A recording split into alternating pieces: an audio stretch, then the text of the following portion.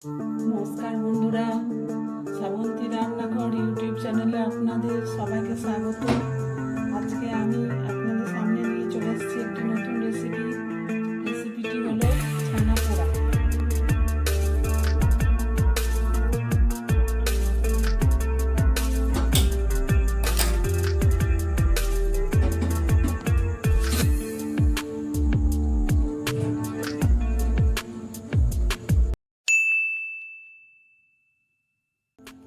এই ছানা পোড়া তৈরি করতে লাগছে জল ঝরানো ছানা।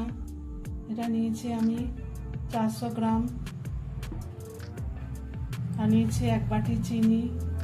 চিনি যে যা নিজের মতো নেবেন।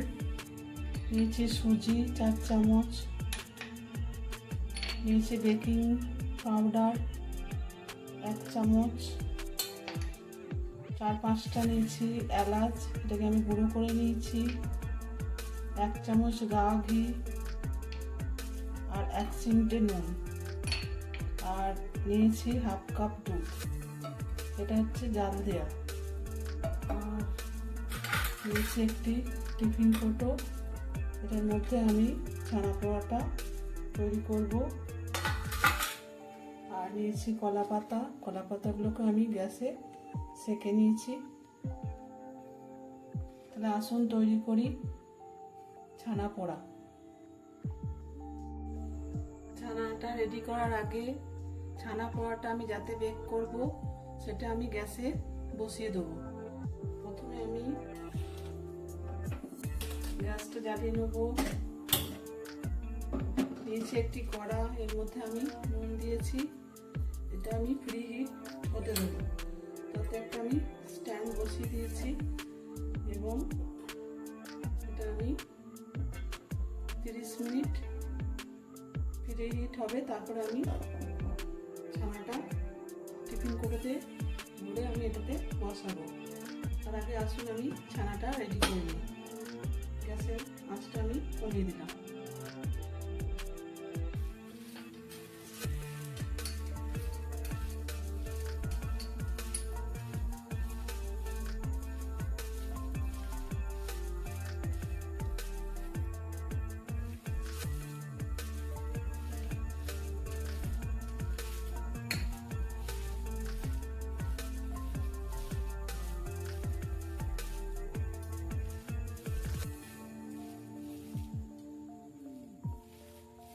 এতে আমি দেবো চিনি। চিনি যে যার আন্দাজ মতো, তবে এটা একটু মিষ্টি মিষ্টি ভালো লাগবে।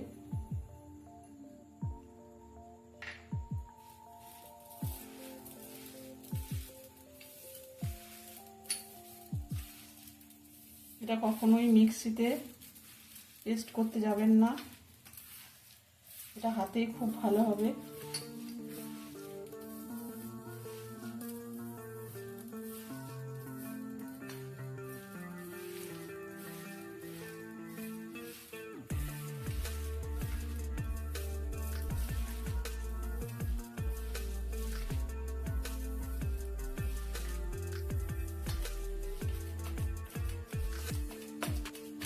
এরপর দেবো সুজি।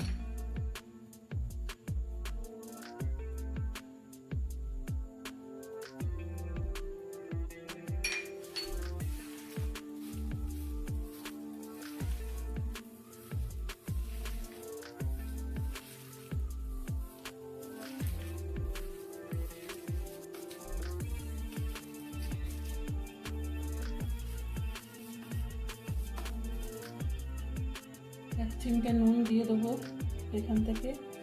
এই যে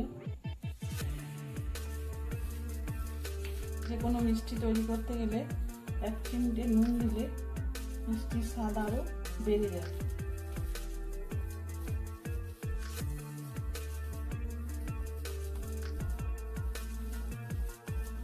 এবার আমি বেকিং পাউডারটা দিয়ে দেবো।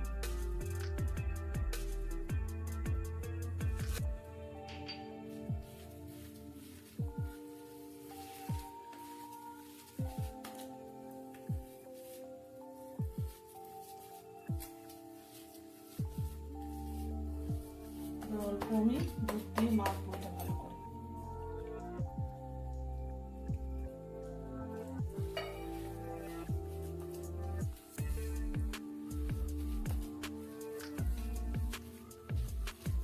কতটা দেবেন সেটা আপনার উপর নির্ভর করছে। আপনি ছানাটা মাখতে মাখতে বুঝতে পারবেন যে কতটা দুধ লাগবে। এটা দুধ দিয়েও মাখা যায়, আবার ছানার জল দিয়েও মাখা যায়।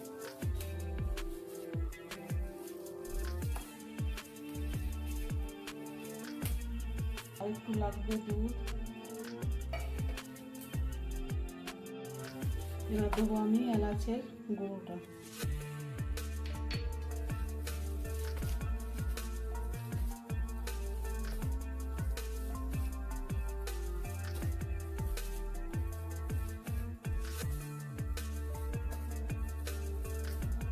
এটাকে আমি একটা বাটিতে ঢাকা দিয়ে রেখে দেবো 30 মিনিট।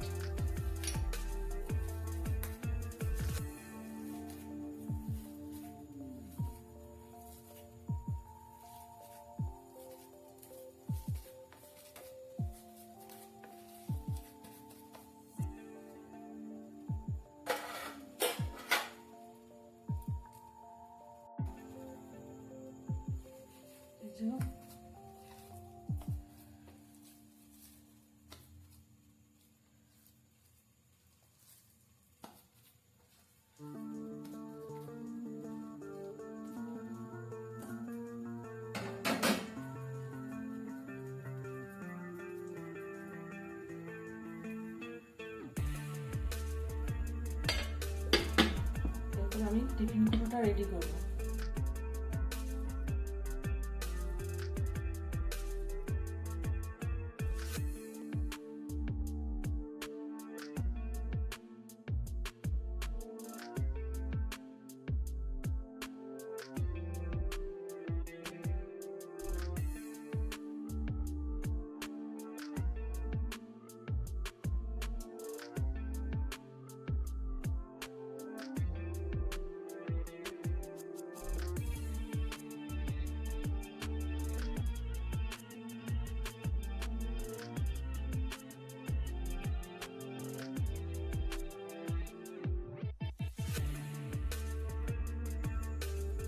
দেখুন বন্ধুরা, 30 মিনিট পর আমি ফিরে এলাম।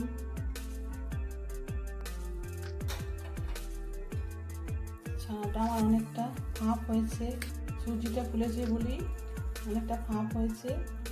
এবার আমি এই টিফিন কৌটো এটা ঢেলে দেবো।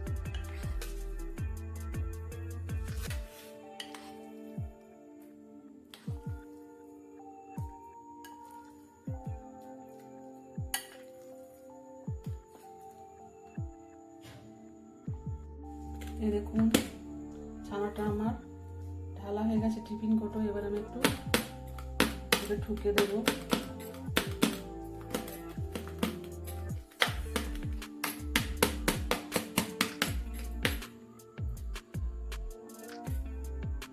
দিয়ে আমি গ্যাসে এটাকে বসিয়ে দেবো।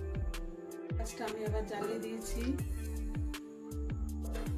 এটা আমার প্রিহিট হয়ে গেছে। এবার আমি ওটাকে বসিয়ে দেবো। এটা আমি আধ ঘন্টার জন্য ঢাকা দিয়ে রেখে দেবো, তাতে আমার রেডি হয়ে যাবে। আধ ঘন্টা পর আমি ফিরে আসছি। এই দেখুন বন্ধুরা, ছানাপোড়া সন্দেশটি আমি ফ্রিজে রেখেছিলাম, এটা ঠান্ডা হয়ে গেছে। এবার আমি বার করেছি, বার করে কেটে আপনাদের দেখাচ্ছি। এবং এটা খুব সুন্দর দেখতে হয়েছে, দেখুন। এই দেখুন। তো এই রেসিপিটি যদি আপনাদের ভালো লেগে থাকে তো অবশ্যই লাইক, শেয়ার, কমেন্ট ও আমার চ্যানেলটিকে সাবস্ক্রাইব করার অনুরোধ রইল। সুস্থ থাকবেন, ভালো থাকবেন। নমস্কার।